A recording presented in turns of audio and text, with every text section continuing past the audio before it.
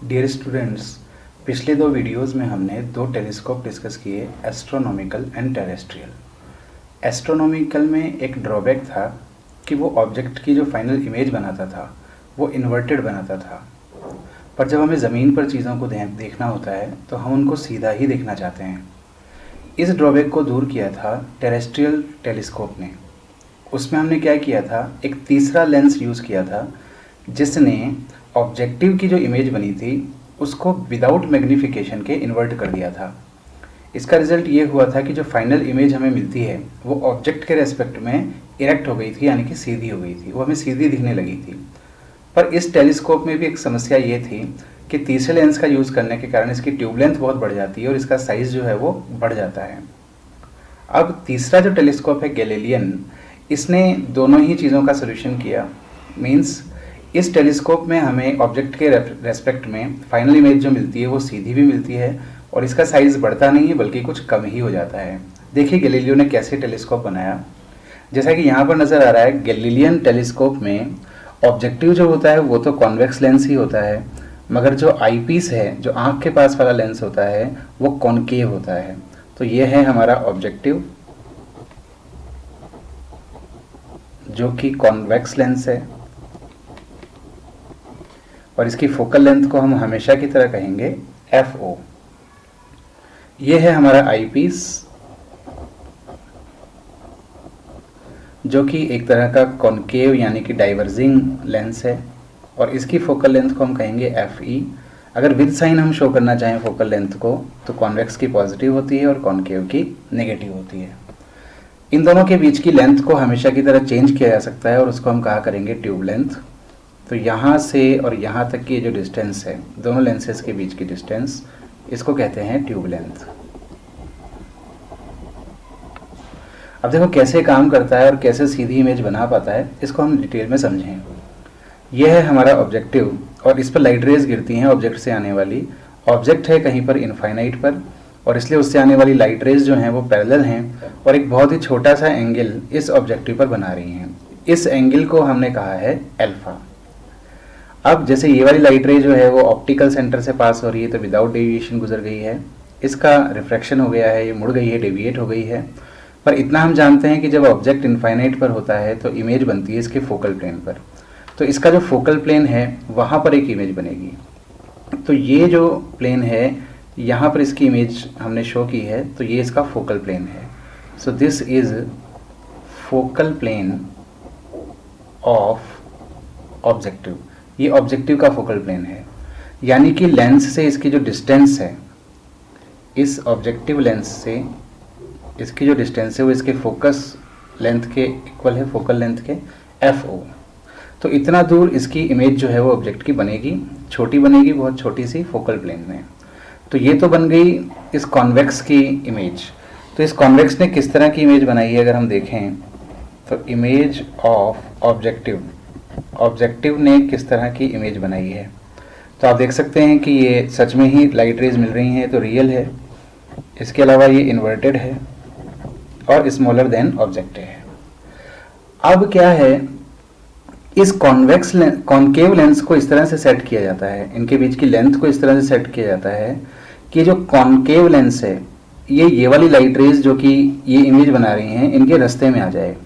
Means इसकी image तो यहाँ बनी है पर इसके इस तरफ ही हम इस लेंस को रखते हैं, इस तरफ कहीं पर। ठीक है, ऐसा करने से क्या होता है बच्चों, ये लाइट रेज जब इस पर गिरती हैं तो आप जानते हैं कि डाइवर्जिंग लेंस है। तो ये जो दोनों लाइट रेज आ रही हैं जो कि ऑब्जेक्ट की इमेज बनाएंगी यहाँ पर, तो ये लाइट रेज जब डाइवर्जिंग लेंस से गुजरती हैं तो डाइवर्ज हो जाती हैं। डाइवर्ज होने का मतलब है इस एक्सिस से दूर हट जाती हैं। जैसे ये लाइट रे इस तरफ जा रही थी पर ये इस तरह से दूर हट गई, ये लाइट रेज भी इस तरह से जा रही थी पर ये इस तरह से दूर हट गई, तो डाइवर्ज हो गई। और डाइवर्ज होने के कारण आगे की तरफ नहीं मिलती बल्कि पीछे की तरफ बढ़ाने पर यहाँ इस पॉइंट पर मिलती हुई अपीयर होती हैं। तो अगर मैं ऑब्जेक्ट को AB नाम दूं तो पहले तो ये इमेज बन गई A', B', और अब इस A' की दोबारा से इस कॉन्केव लेंस ने इस तरफ एक इमेज बनाई है A', और यहाँ पर हमें पॉइंट मिल जाएगा B'। तो ये हमारी फाइनल इमेज हो गई है। तो कॉन्केव लेंस जो है इसके लिए बच्चों किस तरह का ऑब्जेक्ट होगा, सोचो। ये लाइट रेज यहाँ पर मिलेंगी तो है ही नहीं, यहीं से डाइवर्स हो जाएंगी, तो ये जो पॉइंट है ना ए डैश, वो एक तरह का वर्चुअल पॉइंट है, हम कहेंगे कि वर्चुअल ऑब्जेक्ट की तरह बिहेव कर रहा है। तो ये जो इमेज थी, ऑब्जेक्टिव की इमेज थी ये, पर कॉन्केव के लिए एक वर्चुअल ऑब्जेक्ट की तरह काम करेगी, और इस वर्चुअल ऑब्जेक्ट की दोबारा से वर्चुअल इमेज बनी है यहाँ पर A double dash B double dash. तो अगर हम कहें कि आईपीस ने कैसी इमेज बनाई है, तो इस टेलीस्कोप में आईपीस जो इमेज बनाता है, इमेज ऑफ आईपीस, वो किस तरह की है? वर्चुअल है, क्योंकि लाइट रेज मिल नहीं रही हैं, मिलती हुई अपीयर हो रही हैं। इस ऑब्जेक्ट के कंपैरिजन में ये इमेज एनलार्ज्ड है, और एनलार्ज्ड इसको हम कह सकते हैं। दूसरी बात, ये ऑब्जेक्ट था नीचे की तरफ, ये है ऊपर की तरफ, तो ये इन्वर्टेड भी है, तो ये इमेज बनी है इन्वर्टेड। तो दोनों लेंसेज ने मिलकर उस फार ऑब्जेक्ट की इमेज बनाई है फाइनल, ये A double dash B double dash. But finally ये जो इमेज बनी है वो ऑब्जेक्ट के रेस्पेक्ट में कैसी है? यानी कि अगर हमसे पूछा जाए कि टेलीस्कोप किस तरह की इमेज बनाता है, तो उसका आंसर हम क्या देंगे? ऑब्जेक्ट भी ऊपर की तरफ है, ये इमेज भी ऊपर की तरफ है, तो इसका मतलब है इमेज जो बनती है वो इरेक्ट बनती है, ठीक है ना? इरेक्ट बनती है और वर्चुअल बनती है, ठीक है बच्चों। तो इस तरह की फाइनल इमेज हमारे पास बन रही है। अब यहाँ पर कुछ डिस्टेंसेस को मैं नाम दूं। पहली बात, ऑब्जेक्टिव जो है, इसके लिए ऑब्जेक्ट डिस्टेंस तो इनफाइनाइट था, ऑब्जेक्टिव के लिए ऑब्जेक्ट डिस्टेंस इनफाइनाइट, और इसकी जो इमेज बनी है वो इसके फोकस पॉइंट पर बनी है, तो इसकी इमेज डिस्टेंस ऑफ ऑब्जेक्टिव वो फोकल लेंथ के इक्वल है। फिर ये जो इमेज बनी थी वो इस लेंस के लिए ऑब्जेक्ट का काम करेगी, तो यहाँ से इस लेंस से ये जो डिस्टेंस है इसको हम कह सकते हैं object distance of eyepiece, UE, ठीक है ना। तो अब ट्यूब लेंथ का अगर मैं फॉर्मूला यहाँ पर लिखूं कि व्हाट इज ट्यूब लेंथ, तो ट्यूब लेंथ तो हमारे पास हो जाएगी L इक्वल्स टू, आप देख सकते हैं यहाँ से यहाँ तक की डिस्टेंस है FO, और हमें इसमें से माइनस करनी होगी ये डिस्टेंस यानी कि UE, तो ये हो जाएगी हमारे पास FO माइनस और UE की जस्ट वैल्यू हम ले लेंगे, FO में से UE को माइनस करने से हमें ट्यूब लेंथ मिल जाएगी, ठीक है। अब ध्यान देना, एस्ट्रोनॉमिकल टेलीस्कोप में ट्यूब लेंथ का फॉर्मूला था FO प्लस UE, और यहाँ पर हो गया है FO माइनस UE, तो ट्यूब लेंथ बढ़ाने की जगह यहाँ पर इसने घटा दी एक्चुअली, एक तरह से हम ऐसा कह सकते हैं। अगर हम मैग्नीफाइंग पावर देखें, मैग्नीफाइंग पावर या एंगुलर मैग्निफिकेशन जिसको हम कहते हैं, तो उसका फॉर्मूला कैसे फाइंड करेंगे हम? M इक्वल्स टू, उसका फॉर्मूला होता है बीटा अपॉन अल्फा, जहाँ पर बीटा होता है फाइनल इमेज का एंगल जो आंख पर बनता है, और अल्फा होता है ऑब्जेक्ट का एंगल जो आंख पर बनता है। आंख को हम क्योंकि आईपीस के बहुत पास देख रहे हैं, तो हम एंगल्स जो लेंगे वो आईपीस पर ही बनने वाले लेंगे। जैसे मैं अगर बीटा की पहले बात करूं, तो ये देखिए, ये फाइनल इमेज और ये इस लेंस पर बना रहा है बीटा एंगल, और ये बीटा है तो ये वाला एंगल भी बीटा है। ये एक्चुअली वो रे है जो ऑप्टिकल सेंटर से पास होगी ए डैश से, इस तरह से, तो ये दोनों ही बीटा हो जाएंगे। और इस बीटा को मैं यहाँ से इस ट्राइंगल से कैलकुलेट कर लूँगा A dash B dash upon U E, तो बीटा की वैल्यू आ गई A dash B dash upon U E divided by alpha. Alpha था ऑब्जेक्ट जो यहाँ पर एंगल बनाएगा, और ये अल्फा है तो ये वाला एंगल भी अल्फा हो जाएगा क्योंकि ऑप्टिकल सेंटर से पास होने वाली लाइट रे थी। और इस अल्फा को हम कैलकुलेट कर सकते हैं इस ट्राइंगल से, जो हो जाएगा A dash B dash upon this distance which is F O, तो ये आ जाएगा हमारे पास A dash B dash upon F O. तो बच्चों ये फॉर्मूला हो गया हमारे पास F O upon U E. तो एक तो ये ट्यूब लेंथ का फॉर्मूला हमें ध्यान रखना होगा, और एक हमें मैग्नीफाइंग पावर का फॉर्मूला याद रखना होगा, ऑब्जेक्टिव की फोकल लेंथ अपॉन यू ई। ठीक है बच्चों, अब यहाँ पर आप देख सकते हैं कि मैग्नीफाइंग पावर जो होगी वो पॉजिटिव होगी। पॉजिटिव इसलिए होगी क्योंकि ऑब्जेक्ट के रेस्पेक्ट में हमारी फाइनल इमेज जो है वो कैसी है, इरेक्ट है। और वैसे भी अगर हम देखें तो एफ ओ जो है वो पॉजिटिव है, और यू ई जो है वो भी इस तरफ है क्योंकि लाइट रे के चलने के डायरेक्शन में, तो ये भी पॉजिटिव है। तो इसलिए मैग्नीफाइंग पावर हमेशा हमें पॉजिटिव मिलेगी। अब बच्चों जैसा कि हम दो केस पढ़ा करते थे, कौन कौन से, एक केस तो हम पढ़ा करते थे नॉर्मल विजन, नेक्स्ट शीट पे हम देखते हैं। पहला केस अगर हम देखें तो वो है नॉर्मल विजन। नॉर्मल विजन का मतलब है जब फाइनल इमेज हमारी कहाँ बने, फाइनल इमेज हमारी बने इनफाइनाइट पर, ताकि हमारी आंखें मोस्ट रिलैक्स्ड रहें। तो फाइनल इमेज कौन बनाता है, वो बना रहा है आई पीस जो कि कॉन्केव लेंस है, तो वो फाइनल इमेज को इनफाइनाइट पर तब बनाएगा जब ऑब्जेक्ट, उसका जो ऑब्जेक्ट है आई पीस का ऑब्जेक्ट ऑफ आई पीस वो कहाँ पर प्रेजेंट हो, वो उसके फोकस पर प्रेजेंट हो। ऐसे में यू ई की जो वैल्यू है वो एफ ई के इक्वल हो जानी चाहिए, ठीक है ना। फोकल लेंथ के इक्वल ऑब्जेक्ट रखोगे तभी तो इमेज इनफाइनाइट पर बनेगी। तो यू ई की वैल्यू हम फॉर्मूला में अगर पुट कर दें तो ट्यूब लेंथ हमें जो मिल जाएगी इसको हम एल इनफाइनाइट कहेंगे क्योंकि इनफाइनाइट वाला केस है। तो इसका फॉर्मूला था F O minus U E, तो यू ई की जगह यहाँ पर आ जाएगा एफ ई, तो ये तो हो गई ट्यूब लेंथ। और अगर मैग्नीफाइंग पावर हम देखें एम इनफाइनाइट, तो इसका फॉर्मूला क्या था F O upon U E, तो यू ई की वैल्यू हम पुट कर देंगे एफ ई, और ये बच्चों पॉजिटिव ही होगी, प्लस में रहेगी क्योंकि फाइनल इमेज जो है वो हमारी इरेक्ट बनी है। दूसरा जो अरेंजमेंट है उसको हम कहते हैं मोस्ट स्ट्रेस्ड आइज। इस टाइम पर या इस सिचुएशन में आँखों में स्ट्रेस बहुत ज़्यादा है, मगर इतना है कि मैग्नीफाइंग जो पावर जो है वो मैक्सिमम हमें मिलेगी। तो ऐसा हमें तब मिलता है जब हम फाइनल इमेज को कहाँ बनाते हैं, फाइनल इमेज को हम बनाते हैं नियर पॉइंट पर। नियर पॉइंट पर फाइनल इमेज कौन बनाता है बच्चों, आई पीस, और आई पीस के लिए फाइनल इमेज नियर पॉइंट पर बननी है। तो image distance of eyepiece is capital D, ठीक है ना। और इसके लिए हमें ऑब्जेक्ट कहाँ पर रखना पड़ेगा, अगर हम उसको फाइंड करने की कोशिश करें कि ऑब्जेक्ट डिस्टेंस u क्या होगी। फोकल लेंथ की बात करें तो उसको हम लिख देंगे आई पीस की फोकल लेंथ, मगर वो नेगेटिव होगी क्योंकि वो कॉन्केव लेंस था। आप यहाँ पर देख सकते हैं बच्चों इस डायग्राम में, इस लेंस के लिए हम फॉर्मूला लगाने जा रहे हैं। कौन सा formula, 1/f equals to 1/v minus 1/u। अब f की जगह तो हमें पुट करना होगा -fe क्योंकि ये कॉन्केव लेंस है तो इसकी फोकल लेंथ नेगेटिव होगी।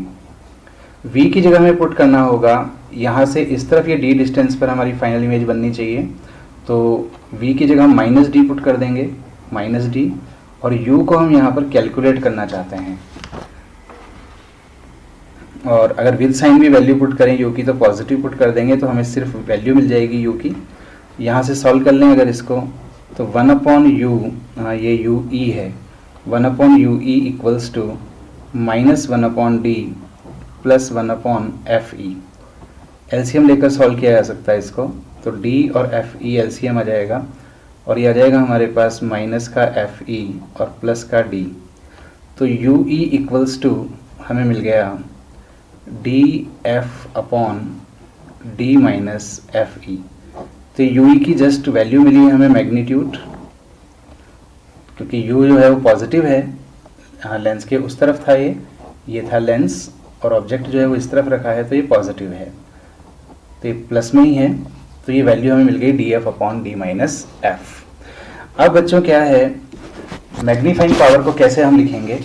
मैग्नीफाइंग पावर लिखने के लिए इस केस में हम इसको कहेंगे md, और ये मैक्सिमम वाली मैग्नीफाइंग पावर होगी। इसका फॉर्मूला था FO/UE, तो UE की ये वाली वैल्यू मैं यहाँ पर पुट करूँगा df/d माइनस f। इससे हमें इसकी वैल्यू मिल जाएगी md equals to FO/FE into, इसको अगर सॉल्व कर लेंगे हम तो 1 माइनस FE/d, तो ये md की वैल्यू हमें मिल जाएगी। इस केस में ट्यूब लेंथ भी लिखी जा सकती है, LD इक्वल्स टू, उसका फॉर्मूला था FO माइनस UE, तो UE की ये वाली वैल्यू हम यहाँ पर पुट कर सकते हैं df/d माइनस f। और बच्चों एक मज़े की बात है कि ये है कि इन सारे फॉर्मूलों को हम एक ट्रिक से याद रख सकते हैं, एस्ट्रोनॉमिकल से कंपैरिजन करके। आपको अगर एस्ट्रोनॉमिकल के फॉर्मूले याद हों, एस्ट्रोनॉमिकल टेलीस्कोप के फॉर्मूले अगर याद हो, तो उसकी मैग्नीफाइंग पावर का जो जनरल फॉर्मूला था वो था FO/UE, और ट्यूब लेंथ का जनरल फॉर्मूला था L equals to FO plus UE। फिर जो दो केस होते थे, जैसे फर्स्ट केस अगर हम इनफाइनाइट वाले की बात करें, जब फाइनल इमेज इनफाइनाइट पर बनती है, तो ऐसे में इसकी जो मैग्नीफाइंग पावर थी वो थी FO/FE माइनस के साथ, क्योंकि इन्वर्टेड इमेज उसमें बनती थी, और L इनफाइनाइट हो जाता था इस केस में FO प्लस FE और सेकंड केस जो होता था नियर पॉइंट वाला, जब फाइनल इमेज नियर पॉइंट पर बने तब हम m को लिखा करते थे md, और इसका फॉर्मूला होता था FO upon FE into 1 plus FE upon D, और ऐसे में ट्यूब लेंथ हो जाती थी FO प्लस UE, और UE की वैल्यू हम याद रखते थे DF upon D plus F। तो ये जो फॉर्मूले थे बच्चों वो एस्ट्रोनॉमिकल के लिए थे, और एस्ट्रोनॉमिकल के फॉर्मूलों की हेल्प से हम गैलीलियन के सारे फॉर्मूले याद रख सकते हैं। कैसे? डिफरेंस कहाँ है गैलीलियन में? एक ही तो डिफरेंस है कि एस्ट्रोनॉमिकल में जो आईपीस था वो था एक कॉन्वेक्स लेंस, और गैलीलियन में जो आईपीस है वो है एक कॉन्केव लेंस। तो डिफरेंस कहाँ आएगा कि जो फोकल लेंथ FE है वो वहाँ तो पॉजिटिव थी और यहाँ कैसी हो गई? नेगेटिव। तो यहाँ पर आपको जहाँ जहाँ भी FE मिले उसको आप रिप्लेस कर दें माइनस FE से। जैसे फॉर एग्जांपल अगर हम इस फॉर्मूले को देखें तो माइनस FO अपॉन FE, तो FE की जगह जब माइनस FE लिखेंगे आप तो माइनस माइनस हो जाएगा प्लस, तो ऐसे में मैग्नीफाइंग पावर जो है वो पॉजिटिव हो गई, यानी कि हमें इमेज अब सीधी दिखने लगी, मगर रही वही। ठीक है। फिर L इनफाइनाइट में FO प्लस FE, तो FE की जगह माइनस FE लिखेंगे तो ये ट्यूब लेंथ आ जाएगी आपके पास FO माइनस FE। इसी तरह से नियर पॉइंट वाला जो अरेंजमेंट है उसके फॉर्मूले में यहाँ पर एक तो यहाँ पर FE की जगह माइनस FE लिखेंगे तो माइनस माइनस हो जाएगा प्लस, और यहाँ पर भी माइनस में लिखेंगे तो यहाँ भी एक माइनस आएगा, और फॉर्मूला हमारा कुछ इस तरह का बन जाएगा। फिर ट्यूब लेंथ का फॉर्मूला FO प्लस दिस, यहाँ भी FE की जगह माइनस लिखेंगे तो एक तो FE की जगह यहाँ माइनस लिखेंगे तो एक तो यहाँ माइनस साइन आ जाएगा, यहाँ पर माइनस लिखोगे तो इस प्लस की जगह यहाँ पर माइनस आ जाएगा। तो जस्ट आप FE को अगर माइनस FE से रिप्लेस कर दें तो एस्ट्रोनॉमिकल के सारे फॉर्मूले किसके बन जाते हैं? गैलीलियन टेलीस्कोप के फॉर्मूले बन जाते हैं।